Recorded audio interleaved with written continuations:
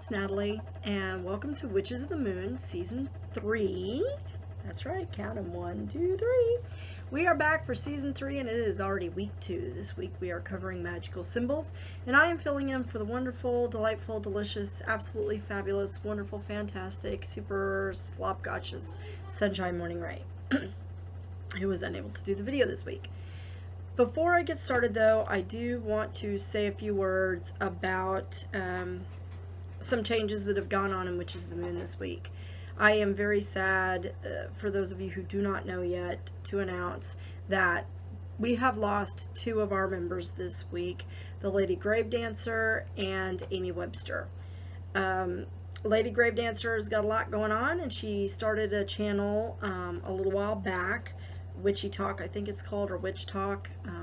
You'll have to go over to her channel. Please do go over to her channel and check it out. I know she has an announcement there about her channel that she put up a while back, and she's not been able to devote enough time to it because of her other, responsibilities and duties. And now with Witches of the Moon, she just doesn't feel that she has the time to devote properly to this channel if she's going to continue with that one, and that project's very important to her. So we wish her the absolute best of luck, and I'm very sad to see her go because, to be quite frank, she's one of the major reasons I watch this channel. And to see her go is kind of sad, but I hope that we will be good enough to keep you here as a viewer. But I'm not discouraging you from checking out her channel, because I definitely would do it. She's got a lot to offer, and I really have enjoyed the videos she has posted up on the other channel thus far. So the other sad announcement is that I just learned today, I'm recording this video Friday evening, and I just found out today that Amy Webster is also leaving our channel. I am very sorry that we're losing her energy. She's got just a ton of it, and she's been great for the channel, I think. And it was hard to lose Poe, and now to lose Amy as well. But she's got a lot going on in her life too. They have a big move coming up, and we wish her the best of luck with everything, and hopefully she'll come back to us after that, or she'll come back and do some sub hosting or something like that. Keep up her own channel, I certainly hope, because her energy is addictive, and sometimes I like to watch her just to soak in some of that energy via the internet. That being said, this week's topic, again, is magical symbols, and I'm going to try not to rehash what everyone else has done.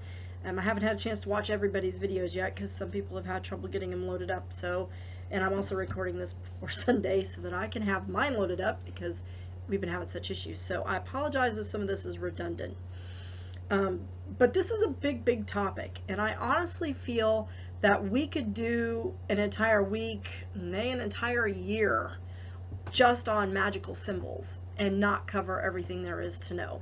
So I'm going to run through just kind of the basics, give you some ideas of magical symbols and how we use them, why we use them, what kind of magical symbols are there, and give a little bit of personal opinion about their use and that sort of thing. First off, I want to tell you, one of the things that I wanted to bring up in this video is that right now I am participating in the Year in a Day group that Tequila started, that Lady Gravedancer started on Facebook. And it's actually almost coming to an end. It will be over in November. And the author of the book is participating in that group with us. One of the things that I mentioned to Mr. Roderick, he makes suggestions when we start talking about making your magical tools. He tells us that we need to put these symbols on our tools. And my concern with that was that I don't like to put any magical symbol on a tool I will be using for my personal use without knowing what that symbol is. He gave no explanation about the symbols, their origin, what they meant, where they came from. And since this is a first-year book and a lot of the people in this group are new to the craft, I wouldn't recommend doing that. It is my personal opinion you should not put a magical symbol on any tool that you use that you do not know its meaning, or that it does not carry some meaning or origin to you personally. My personal preference is to create my own magical symbols unless there is a symbol that I've connected with that means something in the magical world that I want to utilize that energy in my craft, my practice. That being said, there are a wealth of magical symbols out there, and I highly recommend you all get on your horn and do some research on that. Google magical symbols, go under Google Images and look up magical symbols, and you're going to see pages and pages and pages of magical symbols. And they're all fabulous and fantastic, and some of them are quite beautiful, but if you don't know their meaning or their origin, it's not going to be a powerful symbol for you, and that's all I'm going to say on that one. So, magical symbols, why do we use them? When you are talking about magic, we as witches believe that words have power. That's why we use incantations in our spell work. Our spoken word expresses our wish to the universe. In that same vein,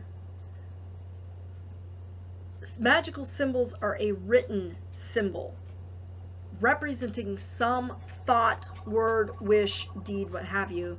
And I apologize for my beagle's butt in the background there. That's my little Chica. She's not usually allowed into this room, and she's doing a bit of exploring there. Come here, Chica. Come here, baby girl. Anyway, as such, the written symbol is a representation of some topic that is meaningful to you. So, when you are deciding what types of magical symbols to use, you want to keep that in mind. Now, how do you use them in your craft work specifically? Well, you can emblazon your tools with them. You can write them down. You can draw them out. You can put them on a candle. You can write them into a spell that you're writing on a piece of paper. You can burn them, write them down and burn them to send that wish or that energy out into it. You can wear them to gain their power, their protection, their energy. For example, I always wear my pentacle. The pentacle we consider a protective symbol. It is a magic symbol. For Christians, the cross is truthfully a magic symbol. They would consider it a sacred symbol. Same thing. Where do you find your magical symbols, and how do you utilize those specifically? Well, that's a broad topic. There are all kinds of magical symbols out there. And again, I recommend that you get on your computer and do a little research, or go to your library and do some research. Hit your local metaphysical shop and do some research. Ask other people. One of the biggest things that I've seen out there are runes. Rune symbols. Runic symbols are magical symbols. Hieroglyphs are magical symbols. A lot of the symbols that we use, like the triple moon, and I want to make a statement here. There was something going around on Facebook. I believe the group is called Ministry of the New Dawn, or Disciples of the New Dawn. They were trying to claim that the triple moon symbol is an open invitation to sodomy with whoever wants to come along with you. And I just want to state that's the most ridiculous thing I've ever heard, ever read, ever seen. I laughed at first, and then I got a little angry, because they're spreading a lot of ignorance to a lot of people who do not know the difference. And therefore they are perpetuating hate and fear against our path, which is different from theirs. So I took it upon myself to educate these individuals about the truth of that symbol. And I will tell you that the triple moon symbol is a representation of the goddess in her three forms as Maiden, Mother, Crone. It is in no way an invitation to sodomy. So please, if that's something you've come across on Facebook, do not believe everything you read. I know it sounds like a ridiculous thing to say, but you do want to research these things and do some reading about them and find out their origin and get more than one source and really delve into it and figure out where these come from. Now, various types of magical symbols. If you're interested in learning more about those, this is probably going to be backwards to you guys, because I noticed the Sedgwick is backwards, but this is the Magician's Tables. This is a lovely hardbound book. I know it seems like it might be kind of expensive, but I actually picked this up at Half Price Books in Louisville, Texas for $2.99. So check out your used bookstores. But this book is an absolutely wonderful resource for various types of magical symbols. There are correspondences to certain things and different paths and their use of those. He's got the tables of space and time. He's got Kabbalistic symbols in here. This is a formation of the Jewish tree of life, which was used extensively by the Masons, believe it or not. My father being a 32nd degree Mason, I used to do naughty things like go and read all of his Masonic books, which were written in Hebrew and in Aramaic and in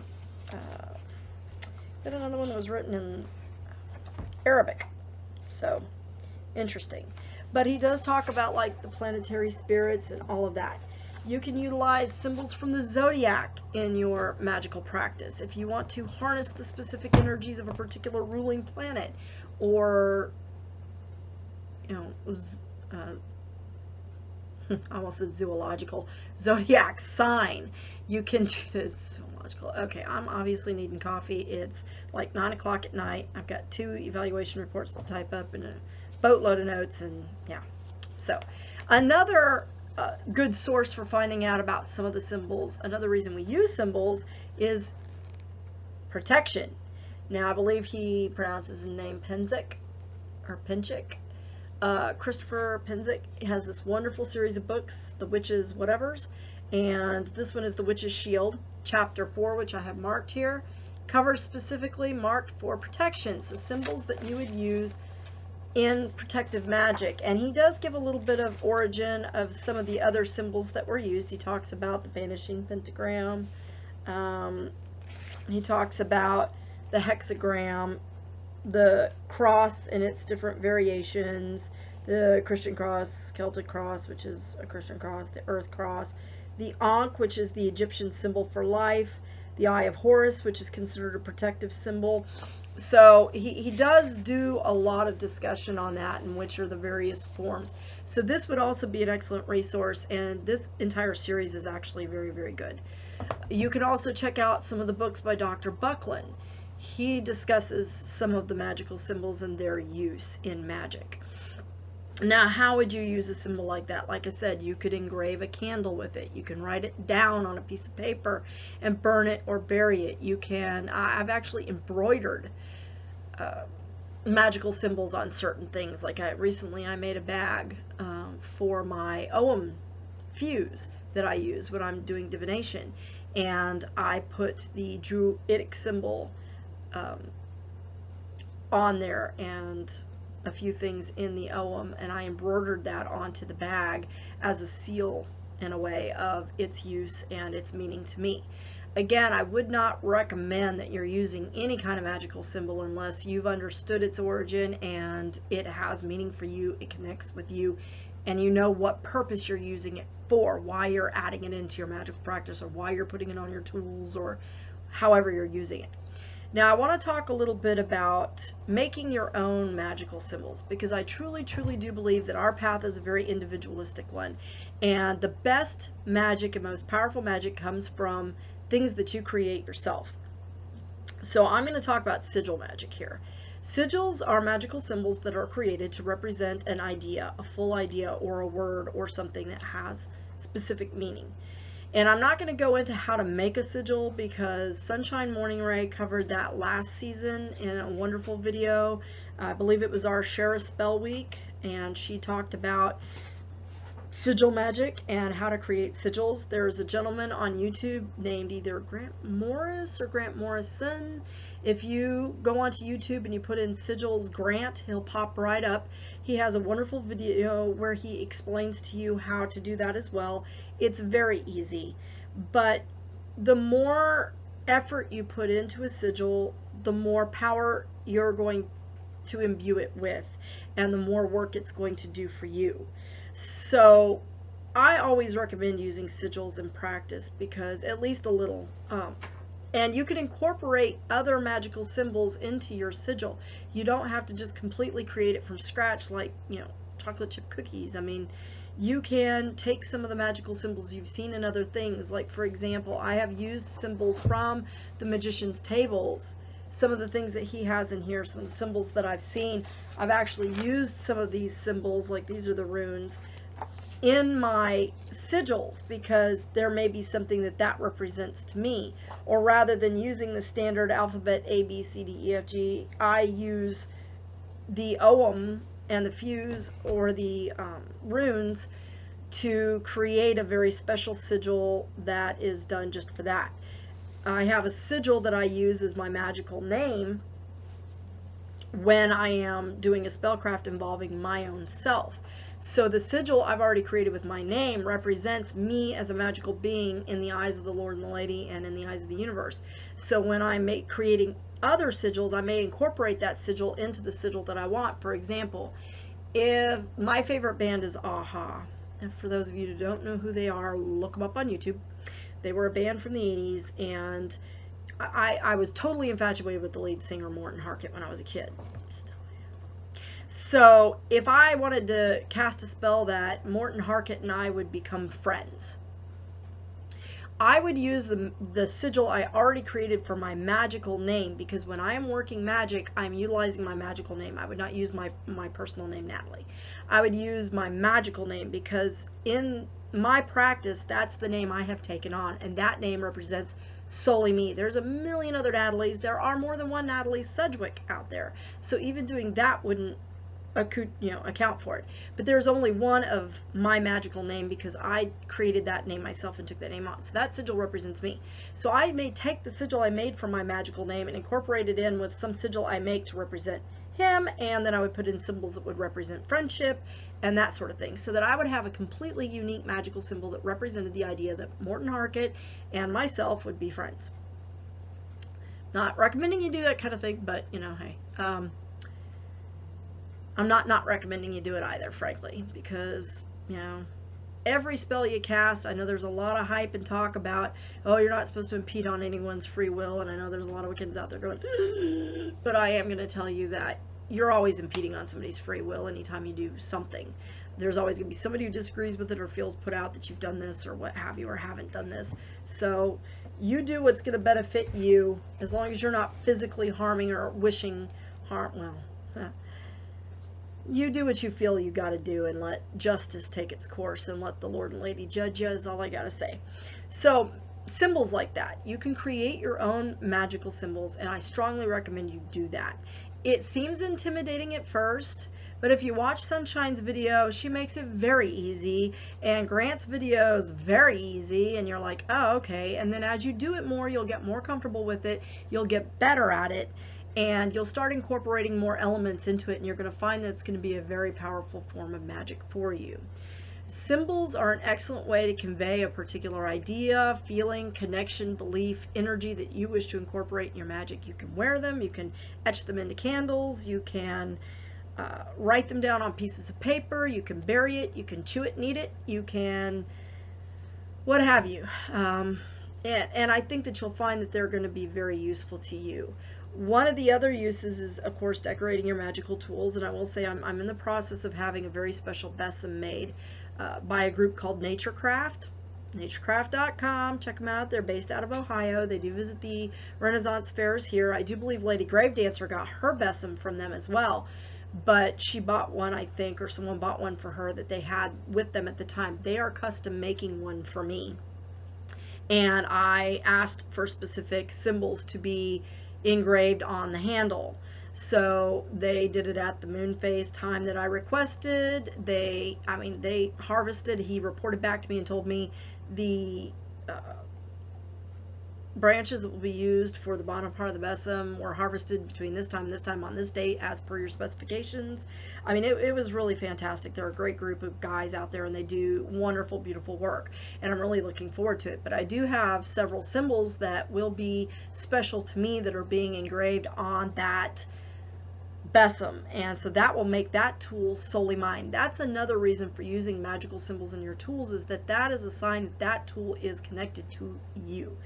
They probably have no idea what those symbols mean, but they have meaning for me, and that's what counts. When I am wielding that tool for cleaning my ritual space and for using it however I see fit, it will have special meaning and extra power for me because of the symbols that I've had engraved on it that imbue that energy to that tool for me.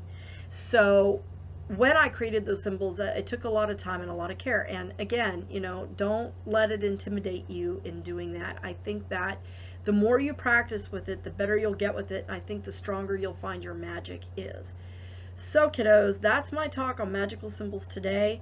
I welcome and encourage all comments, questions, so forth. If you want to hit me up on Facebook, I pretty much friend a lot of people, and I probably won't unfriend you unless you do something that really hacks me off. But I encourage people to, you know, interact. I love interaction, and I think that when we have dialogue like this, if you strongly disagree with something I've said, please let me know. I like to have that kind of dialogue because I learn from others just as hopefully you're learning from me. So again, pop over to season 2, check out Sunshine Morning Ray's video for the week that we did Share a Spell. She talks about sigil magic. Look up Grant, he does sigil magic. Look up magical symbols and start investigating. Try drawing some out yourself. I am not an artist, I will tell you that, which is another reason why I like to create my own sigils, because I'm not an artist, and some of the things I'd like to create I can't quite get down proper, but it doesn't have to be perfect because it's for my use anyway. And I think that you will really find that it goes a long way for you. So check it out, do your research, get back with me, and have a blessed week. Thanks.